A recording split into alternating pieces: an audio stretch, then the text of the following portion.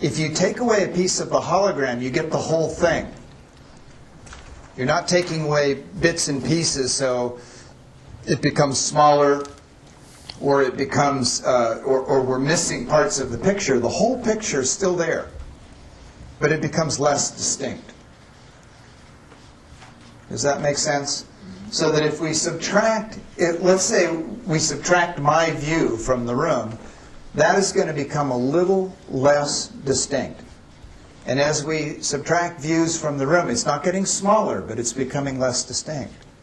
So the holographic vision is, how do we understand the reality of what we're seeing here in the middle of the room?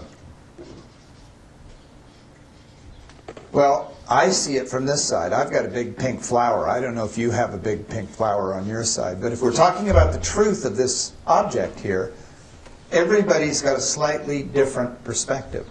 So in order to understand the truth, we actually need the multiple perspectives.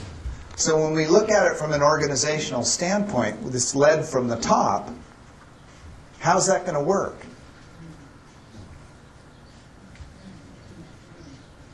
We're not going to have enough viewpoints. So the notion of the collegiality or the communicative aspect and the necessary collaborative experience in order for us to move intelligently around what this actually is,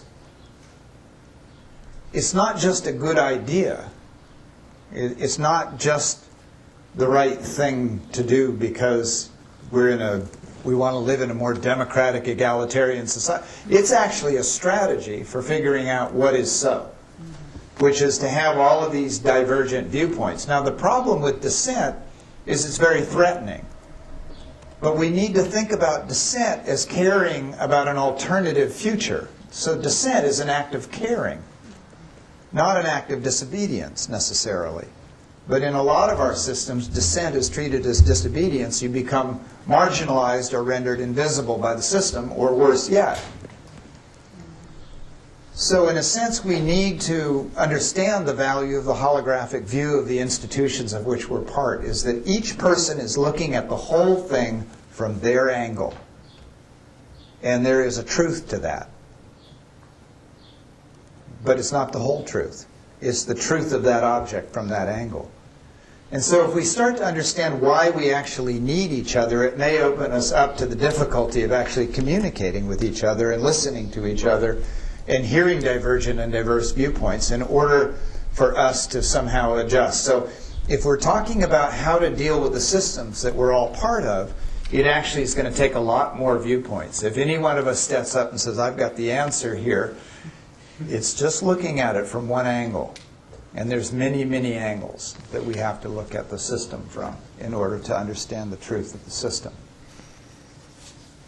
And so it's messy, it's inexact, it sometimes can be combative. If we are able to hold collegiality in the circle, where we're actually able to suspend our notion, as Peter Senge talks about in Fifth Discipline, suspend our notion out in front of us, not only for other people's examination, but our examination, then it's a way of moving the conversation forward. And the thing, having worked in an organization as long as I've worked in the one that I'm in, I notice that we will go through decades where we loop through the same conversation. And somebody suggested that if you find yourself having the same conversation over and over again, maybe it's better to sit in silence rather than to continuously loop through the same conversation. So we need to have new conversations. And as Dorothy Day said, if you're stuck, ask a different question. And we know that systems change work is really about somebody asking a different question. You know, it's like the story of in Washington, D.C., there's a bridge across the road that goes out to the airport, and they often tell the story of a U.S. Army convoy that was going, and one of the trucks was too tall and it got stuck under the bridge. And they were trying to figure out how to get that thing from out under the bridge, and they had the blowtorches out and they were ready to start cutting the bridge, and a little boy came and said, pointed at the tires and said, why don't you just let some of the air out of the tires?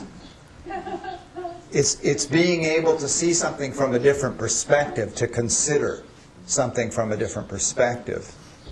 to ask a different question rather than here's the problem up here, but maybe the problem is actually down here. Did you want to add something to that? Well, for some of us, who's my experiential partner,